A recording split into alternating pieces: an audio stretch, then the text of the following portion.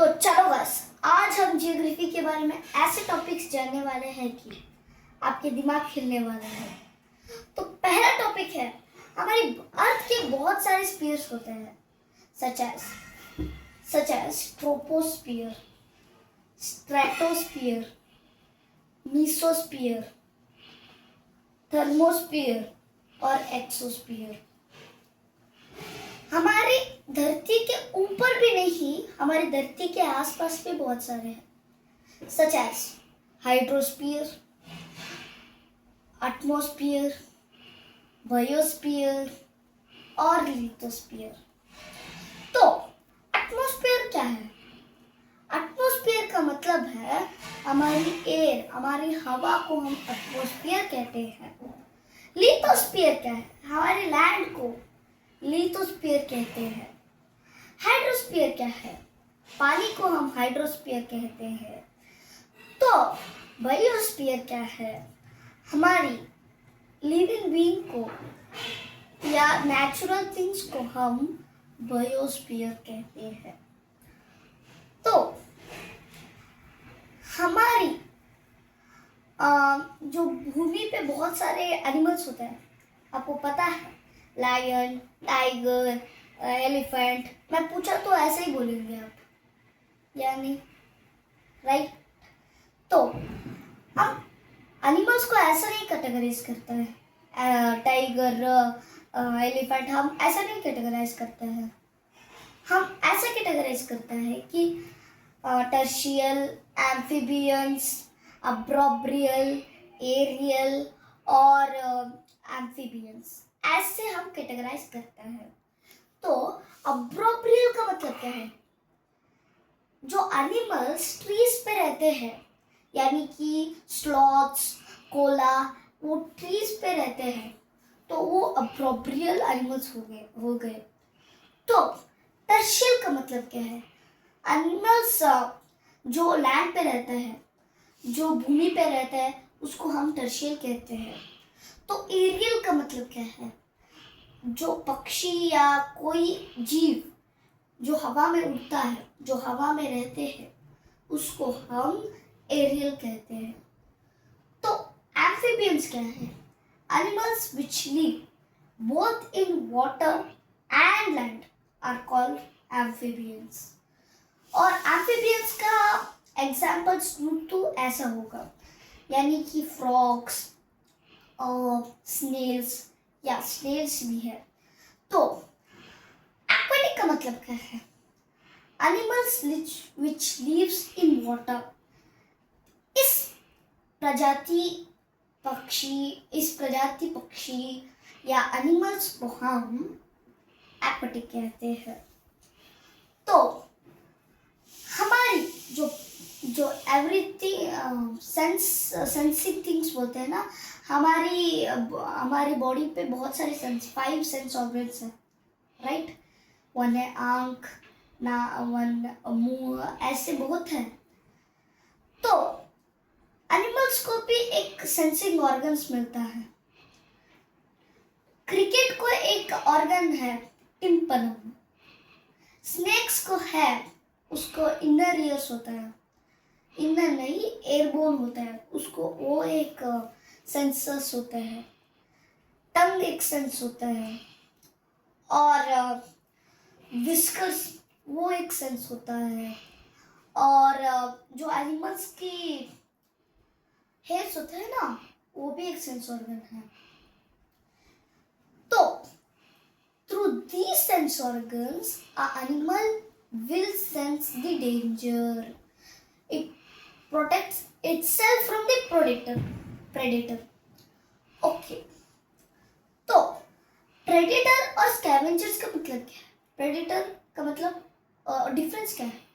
predator और scavenger। तो scavenger है एनिमल जो मरा हुआ डेड एनिमल को फीड करता है, उसको खाते हैं। उन एनिमलों को हम स्कैवेंजर्स कहते हैं। प्रेडेटर्स का मतलब जो एनिमल्स शिकार करके खाते हैं, उसको हम प्रेडेटर्स कहते हैं। तो प्रेडेटर्स क्या कौन कौन है? लायन, टाइगर, वही एक प्रेडिटर्स है ना। तो हमारी जो बॉडी कवरिंग होते हैं ना, वो हमको रक्षण देते हैं, यानी कि हम मसल्स, स्किन के बिना कुछ भी नहीं है, हम ऐसे नहीं रह सकते स्किन के बिना। तो हमारे ह्यूमंस को हम स्किन होता है, हमारे ह्यूमंस को स्किन होता है, फिशेस को स्केल होता है। तो फिशेस को स्केल क्यों होता है? स्केल एक वाटरप्रूफ अब ऑब्जेक्ट है जो वाटर रेजिस्टेंट है, हाइड्रोफोबिक है। इससे फिश को उसको गंजा नहीं होना चाहिए, वो गंजा नहीं होता, वो उसको ठंड नहीं होता, पानी के बीच में ठंड नहीं होता उसको, इसीलिए उसको स्केल्स है। तो डॉग्स को फर है, उसको वो कोल्ड से बचाते हैं। पोलार बेयर को भी फर है, उसको भी वो उसके शीतल से बचाते हैं। तो लॉबस्टर्स, टॉर्टॉइस और मेनी अदर्स, उसको शेल्स होता है, स्नेल्स उसको शेल्स होता है। तो these shells protect themselves from the predators।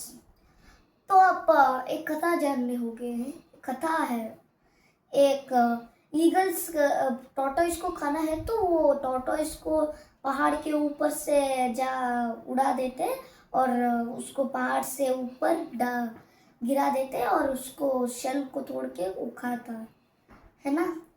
Eagle उसको शेल के तोड़ने पर ही खाता है, क्योंकि वो शेल बहुत ही हार्ड होता है। तो इसका डिफरेंस जान गए आप। तो हमारी दांत, हमारे अब थोड़ा डेंटिस्ट बन जाएंगे। अब हमारी दांत के थिंग्स पे कंसंट्रेशन दीजिए आप। देखो, हमारे दांत पे फ्रंट टीथ को हम इंसिसस कहते हैं, इस टीथ को हम कटिंग टीथ कहते हैं। ये टीथ को कट कट कट कट करते हैं और उसके बीच में, उसके पीछे आने वाले एक है और एक teeth, canines। These canines are very sharp. These are used in tearing the flesh। तो कुछ नॉन वेजिटेरियंस उसको ऐसे कबाब्स उसको खाना है ना ऐसे, तो उसके जो यह है ना कैनाइन्स, वो हेल्प करता है टीयर करने के लिए। तो यह है, देखो, ये बहुत ही शार्प होता है, रेजर शार्प जैसे। और इस कैनाइन्स हो गया, उसके पीछे आने वाला है प्रीमोलार्स। प्रीमोलार्स, ये मोलार्स क्रश करते हैं फूड को। बाइटिंग हो गया, टेयरिंग हो गया, अब क्रशिंग हो रहा है। तो क्रश करके ऐसे निकल जाओगे? नहीं, ग्राइंडिंग होना है वहां पे। तो कौन ग्राइंड करेगा? ग्राइंडर नहीं, मोलार्स करेगा ग्राइंडिंग को। तो molars are the strongest teeth in our human body, in our human body. तो ह्यूमन बॉडी हो गया। तो हमारी जो टंग है ना, it's the most strongest muscle in the human body. Tongue है ना, वो एक स्ट्रॉन्गेस्ट मसल है, वो प्योर मसल है टंग। उस पे नर्व्स भी है, पर वो प्योर मसल है हमारी टंग। तो अब हम हमारी डाइजेस्टिव सिस्टम्स के बारे में अब हम जानेंगे। तो पहला है हमारी माउथ, कटिंग होके, टीयरिंग होके, क्रशिंग होके, ग्राइंडिंग होके अब हम निकल गए हैं। निकलने के बाद हमारी फूड पाइप कॉल्ड एज ईसोस्फीयर, इसके जरिए ये हमारे स्टमक के लेफ्ट साइड, यह है हमारी स्टमक, यहाँ पे जाएगी। तो स्टमक क्या करेगा भैया? Stomach is included with 3 organs: gallbladders, pancreas and liver. तो ये क्या करते हैं, पैंक्रियास, गॉल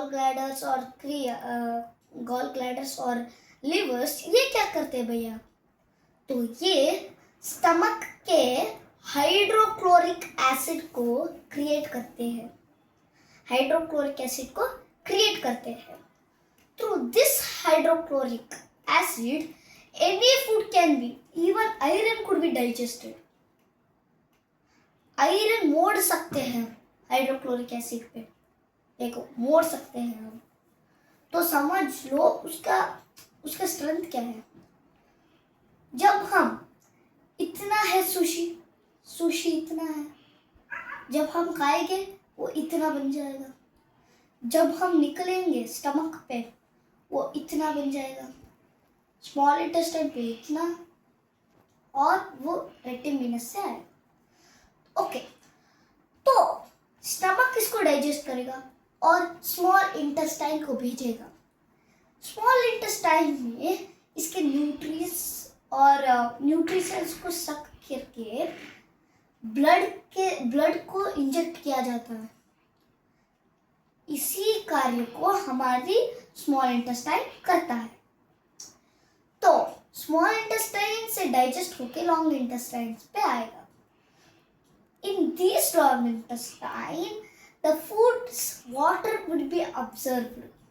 वाटर अब्जर्व हो जाते हैं। होने के बाद हमारे रेक्टम जो है ना, वो लॉन्ग इंटेस्टाइन को कट कर देते हैं, और जो फूड है ना रेक्टम पे आया तो एनस की जो है ना एक लेवल होता है ना, वहाँ पे स्टॉप हो जाएगा। जब हम प्रेशर डालते हैं, एनस से किए गए वेस्ट, सॉलिड वेस्ट बाहर आते हैं। तो आज आपने बहुत टॉपिक्स जान लिए हमारे चैनल से। तो rememberize every step and follow geography में PhD करो। Thank you.